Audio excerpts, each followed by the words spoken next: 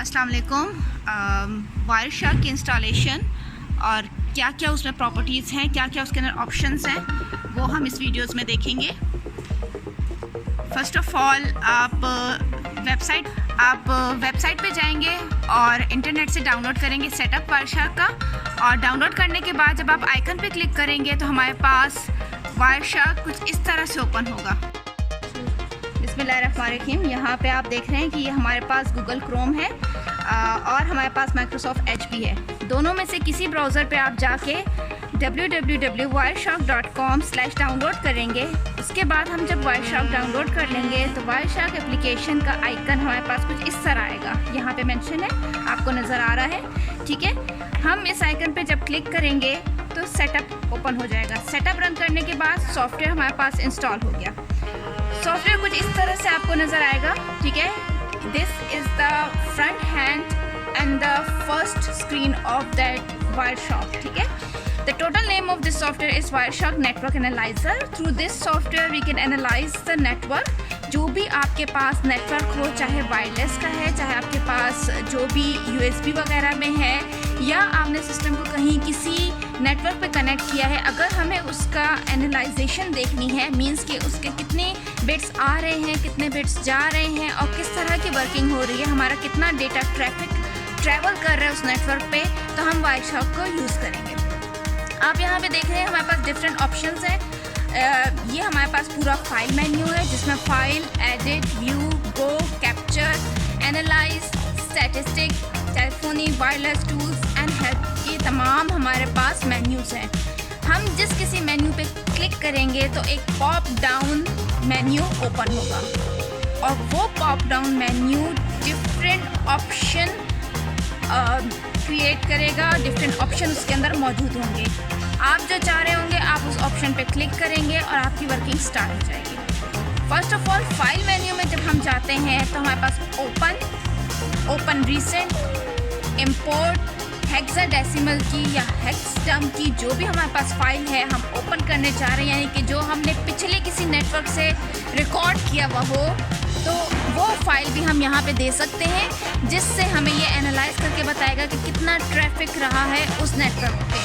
For example, अगर हमारे पास कोई इंसिडेंस अकर होता है और उस इंसिडेंस में हमें कोई फ़ाइल मिलती है, जैसे कोई कैशे में से, मेमोरी में से, कहीं से भी कोई फ़ाइल मिलती है, उस फाइल के अंदर हमारे पास बिट्स मौजूद होते हैं, तो थ्रू दैट बिट्स हम यहाँ पे वो फ़ाइल इंपोर्ट करेंगे और उस फाइल में से जितना भी डेटा है ये एक्सट्रैक्ट करके हमें बता देगा कि उस नेटवर्क पे कितने MB या कितनी GB या कितने बिट्स आ रहे थे और जा रहे थे जब हमारे पास वो काम हो रहा था। यानी कि वो बंदा जब इंसिडेंस अकर हुआ है तो उस टाइम पे कितनी वेबसाइट से कनेक्टेड था और क्या नेटवर्क उसका स्मूथली चल रहा था, नेटवर्क में कोई रेजिस्टेंस थी नहीं थी, ये तमाम डेटा हमें वो ला के दे देगा। Then file set, export packet, जो डिफरेंट पैकेट्स होते हैं, जैसे प्लेन टेक्स्ट का है, CSV फाइल्स है। प्लेन टेक्स्ट यानी टेक्स्ट की कोई भी फाइल। CSV फाइल हमारे पास स्पेशल फ़ाइल होती है, स्पेशल फॉर्मेट होता है फाइल का, जो कि इंटरनेट से डाउनलोड करते हुए आ जाती है। Then array file and so on, XML की डिफरेंट एक्सटेंशन की फाइल्स हैं। Export PDU files, strip headers, export objects, ये डिफरेंट टाइप के HTML, SMB, TMPP या TCP की जितनी भी फाइल्स हैं वो तमाम अगर हम यहाँ पे अपलोड करें, एक्सपोर्ट करें, तो उसमें से भी ये डेटा एक्सट्रैक्ट करके दे देता है। एंड एट द एंड यहाँ पे फाइल मेन्यू में क्विट का ऑप्शन है। जब हम मेन्यू से या सॉफ्टवेयर से एग्ज़िट होना चाहेंगे तो हम क्विट कर देंगे। और इसका शॉर्टकट Ctrl+Q है। तमाम ऑप्शंस के आगे उसके शॉर्टकट लिखे हुए हैं। बेहतर ये होता है कि हम ये शॉर्टकट याद कर लें और जब हम कोई भी वर्किंग कर रहे हों तो डायरेक्टली ये शॉर्टकट अप्लाई करके हम वो वर्किंग स्मूथली और जल्दी परफॉर्म कर सकते हैं। सो लास्ट वीडियो में आपने देखा था कि हमने फाइल मेन्यू डिस्कस किया, जिसमें हमने ये तमाम ऑप्शंस डिस्कस किए थे। Now today we will be discussing about edit menu, that how edit menu work and how many options are included in edit menu in Wireshark software. So first of all हमारे पास copy का option है। यहाँ पे copy के अंदर plain text भी copy कर सकते हैं, CSV फाइल, जैसे कि लास्ट वीडियो में हमने डिस्कस किया। CSV फाइल्स अगर हमारे पास उन पे है तो हम वो भी डिस्कस कर सकते हैं, ठीक है। FP के अलावा पैकेट, अगर हमारे पास कोई डेटा पैकेट्स हैं सेव हुए हुए या हमारे पास रिज़ल्ट जो आया है उन डेटा पैकेट्स को फाइंड करने के लिए हम कंट्रोल FP कर सकते हैं और एडिट मेन्यू में जाके फाइंड का ऑप्शन भी यूज़ कर सकते हैं। फाइंड नेक्स्ट कंट्रोल N से, फाइंड प्रीवियस कंट्रोल B से। नेक्स्ट मीन कि if we want to search any other packet या कोई नेक्स्ट पैकेट पे जाना चाहे तो हम फाइंड नेक्स्ट का ऑप्शन यूज़ कर सकते हैं। और प्रीवियस में जो हम ऑलरेडी कर चुके हैं, जो हमारे पास डेटा सेव है, जो वायरशॉक सर्च करके ला चुका है, उस डेटा को देखने के लिए हम ये ऑप्शन यूज़ करते हैं। Mark, unmark, mark all, display, unmark, ये तमाम वो ऑप्शन है जब हमारे पास डेटा आ गया, हम चाह रहे हैं उसको जिस तरह यूज़ करना चाह रहे हैं, मार्क करना चाह रहे हैं, इम्पॉर्टेंट है, लीस्ट इम्पॉर्टेंट है, सेमी इम्पॉर्टेंट है, जिस तरह की भी हमारी प्रायोरिटीज़ हैं हम उस तरह का ऑप्शन यूज़ करके उसे मार्क कर देंगे।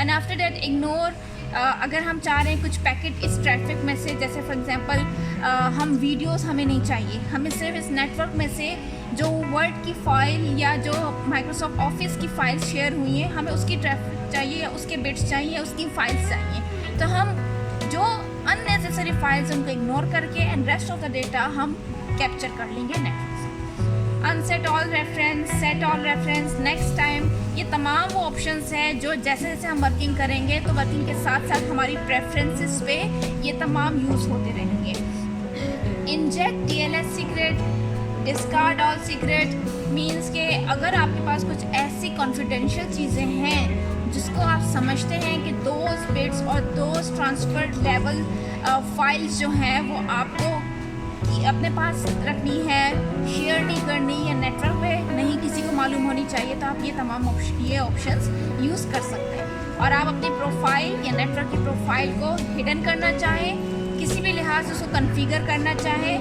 तो हम कंट्रोल शिफ्ट A या कॉन्फ़िगर प्रोफाइल ये ऑप्शन यूज़ कर सकते हैं। और प्रेफरेंसेस का ऑप्शन तब यूज़ होता है कि जब हमारे पास ये डिफरेंट प्रेफरेंसेस हो। फॉर एग्जांपल अगर मैं C ड्राइव की बजाय D ड्राइव में करना चाहूँ या मैं रिमेंबर ना करना चाहूँ, मैं इस टिक को हटा सकती हूँ। जो भी मेरे प्रेफरेंसेस हैं यानी कि जो भी मेरी प्रायोरिटीज़ हैं जो मैं चाहती हूँ उसी तरह का मैं इसको लेआउट और इसी तरह की मैं इसकी स्क्रीन बनाऊँगी। तो ये वो ऑप्शन है जिसको हम क्लिक करके हम अपनी रिक्वायर्ड सेटिंग में जा सकते हैं। जैसे कि आप लोग विंडो में जाते हैं, वॉलपेपर अपने कलर का सूट कर सेलेक्ट कर लेते हैं या कोई फ़ॉन्ट अपने कलर का सिलेक्ट कर लेते हैं या आप साइजेस उसमें छोटी बड़ी कर लेते हैं। तो same like that if you want to give preferences to the वायरशॉक कि इस तरह का स्ट्रीम अगर आए तो वो इस कलर में हो, जैसे अगर हाई डेटा आ रहा है तो वो रेड कलर में हो, लो डेटा आ रहा है तो वो येलो कलर में हो, बिल्कुल लीस्ट आ रहा है तो वो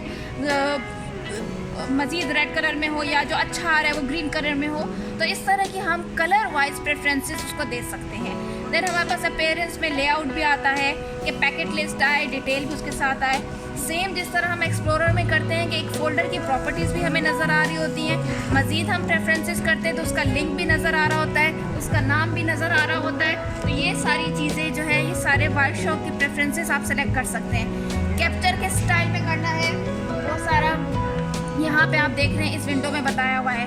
एक्सपर्टीज़, यहाँ पे आपके पास अगर कोई जैसे फॉर एग्जांपल फर्स्ट हैंड पे आपको चाहिए कि जो बेस्ट डेटा ट्रांसफ़र हुआ, जो एक्सपर्ट डेटा ट्रांसफ़र हुआ, यहाँ पे आपके पास फाइल के नेम के साथ और उस लिंक के साथ जो भी नेटवर्क का लिंक होगा यहाँ मेंशन हो जाएगा। फ़िल्टर बटन, क्या क्या चीज़ें फ़िल्टर करनी है इस बटन से, यहाँ पे आके आप अपने फ़िल्टर्स ऐड कर सकते हैं। बट ये तमाम चीज़ें एक्टिव तब होंगी जब आप काम कर रहे हो और नेटवर्क का डेटा आपके पास हो। जब अगर आपके पास जिस तरह भी यहाँ मेरे पास नेटवर्क का डेटा नहीं है, जब डेटा नहीं होता तो फिर यहाँ आपके पास पूरा जो ये विंडो है, ये पूरी जो ऑप्शंस है ये आपके पास इनएक्टिव है।